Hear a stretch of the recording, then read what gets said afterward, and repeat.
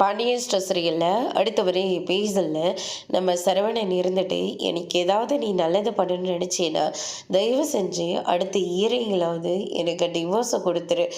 முகத்தில் நான் இனிமேல் முழிக்கவே கூடாதுன்னு முடிவு எடுத்திருக்கேன். தயவு செஞ்சு என்னை விட்டு போய் தொலை அப்படின்ற மாதிரி சரவணன் சொல்லிடுறாங்க. ஹே மாமா, இப்படியெல்லாம் பேசிக்கிட்டு இருக்கீங்க. நான் பண்ணது மன்னிக்க முடியாத அளவுக்கு அவ்வளோ பெரிய தப்பா? என் குடும்பம் வசதியில் கம்மியாக போயிடுச்சு. வந்துட்டு போனவங்க எல்லாருமே வசதி, படிப்பு, வயசு இதை மட்டும்தான் பார்த்தாங்களே தவிர என்ன யாரும் பார்க்கல மாமா.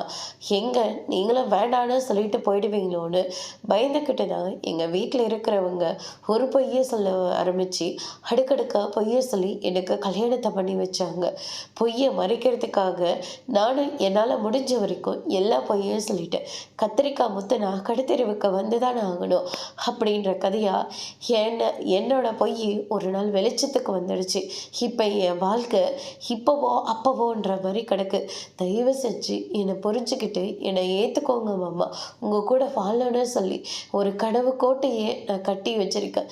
வீட்டில் எல்லாரும் மேலேயும் நான் வச்ச பாசம் எல்லாமே உண்மை மாமா அப்படின்ற மாதிரி தங்கமயில் சொல்லிக்கிட்டு இருக்காங்க. நீ என்னதான் நாடகமானாலையும் உன் கூட சேர்ந்து வாழ்றதா இன்னும் எனக்கு கிடையவே கிடையாது அப்படின்ற மாதிரி சொல்கிறாங்க. இதை கேட்டோன்னு தங்கமயில் இருந்துட்டு வாழ்ந்தாடி உங்கூட தான், செத்தாலையும் உங்கள் மடியில் தான் அப்படின்ற மாதிரி சொல்கிறாங்க. அதோடு இன்னைக்கான பிரமும் முடிச்சிருக்காங்க.